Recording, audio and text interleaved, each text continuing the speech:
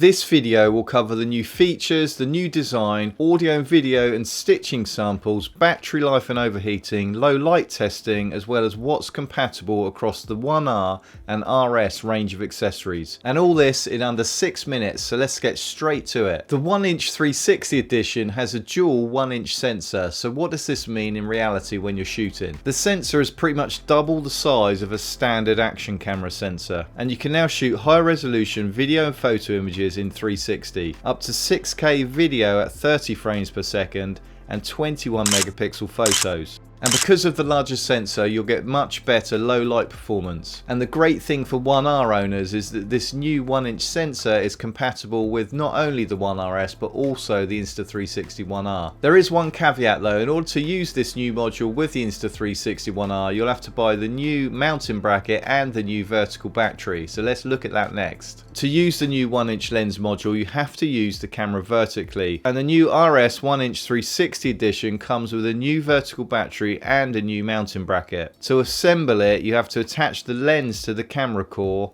remove the door, put the vertical battery on, and then slide the mounting bracket over the top and click it in place, and this holds everything together tightly. In this configuration it feels really solid and it's nice to hold, and the ergonomic design means you have the record and mode on off button on the side, and they're comfortable and easy to push. And there's a slot on the top and on the front to reveal the front and top mic, so that's not covered. Unlike the standard RS mounting bracket though, this new bracket doesn't have a windshield on the top mic, but this isn't really a big deal. And this vertical design does have some minor flaws. Firstly, the memory card is now buried deep inside here, and to change it you have to take off the mounting bracket and the battery. The second design flaw is that to put the mounting bracket on or to take it off, you have to open the USB door. If you don't, then the bracket doesn't slide off, and instead you end up pulling off the entire lens. They've done this so that the small rubber protects the USB-C socket. However, it's only IPX3 rated anyway, which is for light rain and snow. So they could have done away with that small rubber bit and just had a door that opens and closes, and this would have made the mounting bracket easy to get on and off. You can easily remove the door though, which is one of the first things that I did. Now some of you may be thinking that covering the RS core and the battery with this huge piece of plastic would cause some overheating issues, and I'd love to say to you that you're wrong, but you're not. I shot at 6K for 27 minutes, and disappointingly the camera cut out with an overheating warning at around 55 degrees. The battery at this point was at around 60%, so in theory it should last around 75 to 80 minutes. And shooting this video I shot for around 3 hours on and off, and I still had about 20% left in the battery. The really exciting thing about the vertical design is that they now have a 1/4 inch thread built into the camera battery, so there are no longer any issues with the camera not being straight on the selfie stick. This makes invisible selfie stick shots easier, and you simply screw the camera onto the selfie stick and you're ready to go. The thicker body does mean that there's less stitching tolerance when you bring your hands close to the camera, and it's recommended that you stay at least ½ meter away for the best stitching. You can get closer, but just don't cross the stitch line. I did have a couple of stitching issues where I could see the selfie stick handle even though everything was dead straight,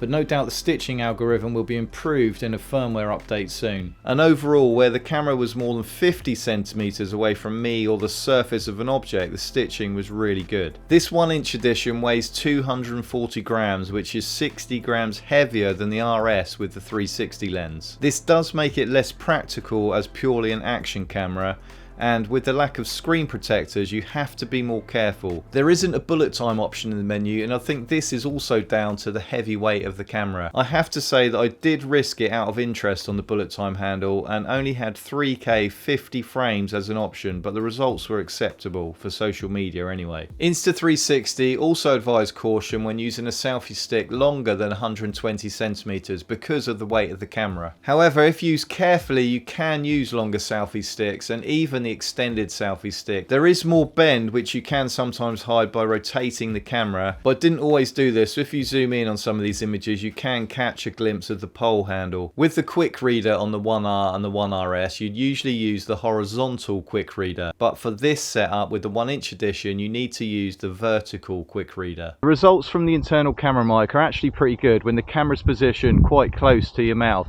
And this camera is a great combo with the Rode Wireless Go microphone, and there's a new bracket for the Rode Wireless Go as well. And this keeps the radio mic invisible in your 360 shots. Physically, this does look like an entirely new camera, but we must remember at the heart of this camera is the RS core, so you can take advantage of all the things that we know the RS is already good at. The 1-inch edition is a killer combo with the RS, and at this price point I can't see any other cameras currently on the market that will beat it. And if you want to see more about the 1-inch edition, you'll want to watch these videos next. My name's Rich, thanks for watching, and I'll see you in the next video.